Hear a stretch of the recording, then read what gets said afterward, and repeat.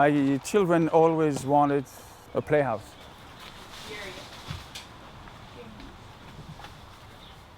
When I first set out to work on this project, my children started to imagine all kinds of ambitious features, but I knew that they would rapidly outgrow structures scaled to their proportions. 3 cars. If I had designed it on a smaller scale, they would never have been able to enjoy it as adults. Dylan, your card is pathetic. My children, they do their homework there, they lay down, do the homework, listen to music. I have 3 kids, so the 5 of us. We have dinner here. We just do spend quality time. It's a family time. That's not how you play. Ultimately, we are most comfortable in very small confined space, but with some kind of an open area. It has to be small, but you don't want to feel claustrophobic also. Frightening. And I think the window provides that kind of exit if you want.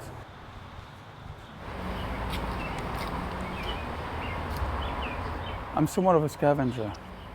When I see something, find an object, I always look for potential. This is a window that I found in the recycling area on the sidewalk. And as soon as I saw this 50 by 65 inch, quarter-inch pane of glass, I started to imagine something. I had to use it for some kind of a project. I only had 100 square feet to work with. I had a building permit for 100 feet. All right, so I looked at hundreds of micro houses. Conventionally, most designers always start with a square or rectangle. I said, well, there's got to be a better way. So there it is. This is my garden retreat that both children and adults can enjoy. The challenge was, how can I make the most out of 100 feet? And the most practical, utilitarian way is to have that L shape. So this is technically what I call the living space, the study space, and the resting area right here. This is a collapsible oak loft bed that I designed. And I have a memory mattress under the sofa. When the kids are ready to take a little nap or relax, I just throw that in on top. And I have sheets and blankets and right inside here. This is a security camera. I have a camera up on the 2nd floor pointing toward the door. So in place of a doorbell, you can just turn this on and you see whoever is knocking at the door. Here I have a DVD player, I have an equalizer, control amplifier, and this I have a power amp. And then, I have music.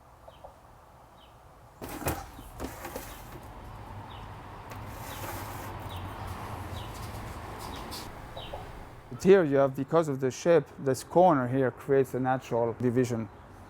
There's a different flow. The movement here is very natural, the L. And then if you need to study, you go in this corner. When you sit down here, you lay down.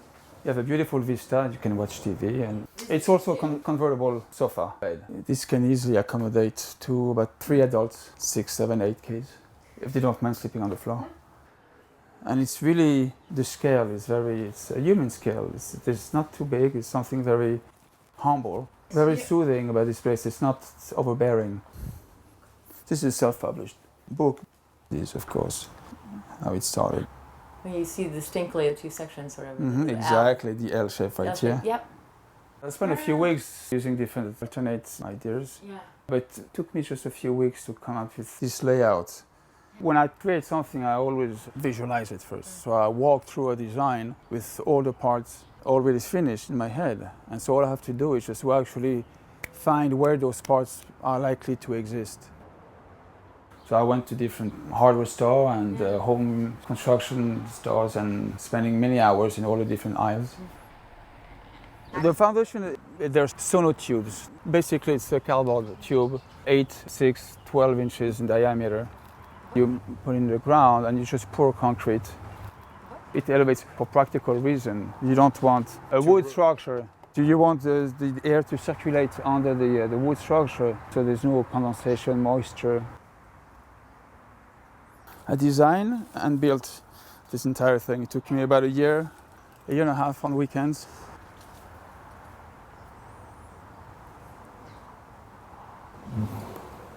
The pocket door is also originally designed, the pocket door. I wanted something very slick, very streamlined, as flat as possible, and something that could actually fit right in here. That's the only way to maximize the interior space, because I save about 6 square foot by having a pocket door versus a conventional door. And so this is the most practical way, I think. And it's sealed, airtight. And the track, I designed the track, everything, even the bars for the bed. Nothing is really random in this design. This is a wardrobe coat hanger. This is just a steel rod, 1/8 by 2 inches by 10 feet cut to shape. Here, these are invisible hinges. To see when you close this, there's no gap between the two. Actually, it's made of 3 parts. Oh, so it keeps it to a minimum. Exactly. Because it's narrow. I mean, it's... Yeah, it's and only it's about folded. 2.5 inches, and if you open it like this. So how did you know this would support the weight of 2 people? The load here would be at least 400 or 500 Really? pounds. Well, yes, because you have every 16.5 inches, you have a stud, wood stud. So here, these are screwed directly in the studs. This is 1, 2, 3, 4, 5 studs on each side. So you divide the weight by, let's say, 5, 10. So each bolt actually supports maybe 50 pounds, 100 pounds. Well, this is like a honeycomb design inside. That's what makes it so rigid. Inside, this is a 1/2-inch plywood, top and bottom, with oak panel on the front. But inside, I have this honeycomb pine structure. How do you? Oh, yeah. Go ahead. Is that okay? There we go. Kids always figure out right away how to get up there. It's only adults that... I've tested this. The maximum load is probably 400 or 500 pounds. There's 5 studs supporting the metal beam on each side. And you see, you can also extend this like this. If you want to watch TV, you extend it like this. Wow, I found this. It's mine. I doubt there's ever been a kid's house, tree house, clubhouse with so much style. Well, I mean, my kids' friends and parents, they very frequently have sleepovers, and they always insist on spending their weekend here, at least sleeping 1 or 2 nights. This is quiet. What is that? do you think your kids appreciate the design that went into it? I mean, do you think they... I think, yeah, especially the unveiling. They were totally overwhelmed. Go eat that! You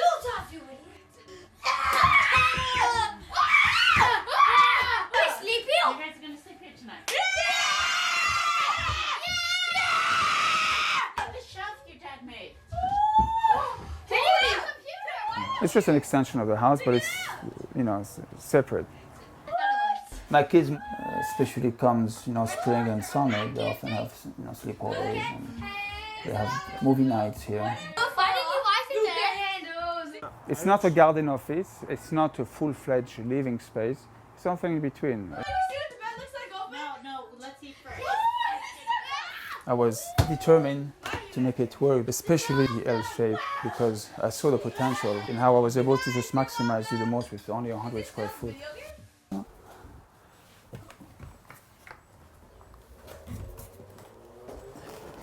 What made you decide to call it the Metapod? A pod seems to suggest a small, confined storage or living space. And meta means beyond. So it suggests something maybe that's turned toward the future, something that doesn't really exist, some kind of a new concept. That's what I mean by Metapod. Unfortunately, you still have to deal with construction regulations. But you were able to get permit for this. Yes, I have definitely.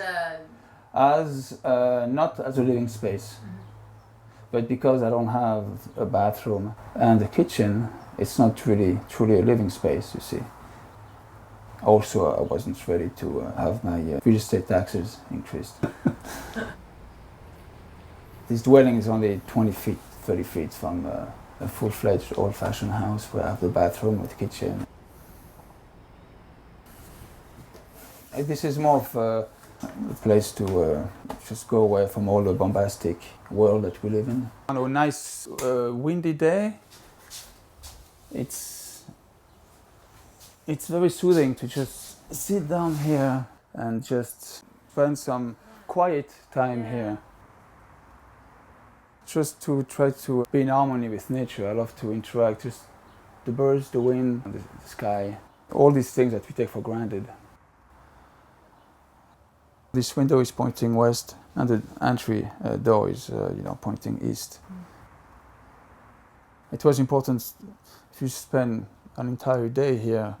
You see the light, the color of the light, color temperature changing, from orange, red to blue. Just like to surrender to the weather, whatever it may be. When it snows, it's wonderful here. Keep the window open and the door open, and it snows outside, and there's some kind of a natural shield here. And you're both very vulnerable and exposed, but also protected because you have this kind of a shelter. Well, Sandy causes retreating forward and cause some, minor physical damage. So I have to work around it. I found a solution to actually literally carve the whole corner out and put some kind of a rubber seal. You just did a little bit of a shape. The tree will adapt, right, to the new place. Yeah, the tree will. But nature has a way of always having the last word anyway, right? Exactly. I just want to preserve this oasis and just try to just be in complete harmony with the surroundings.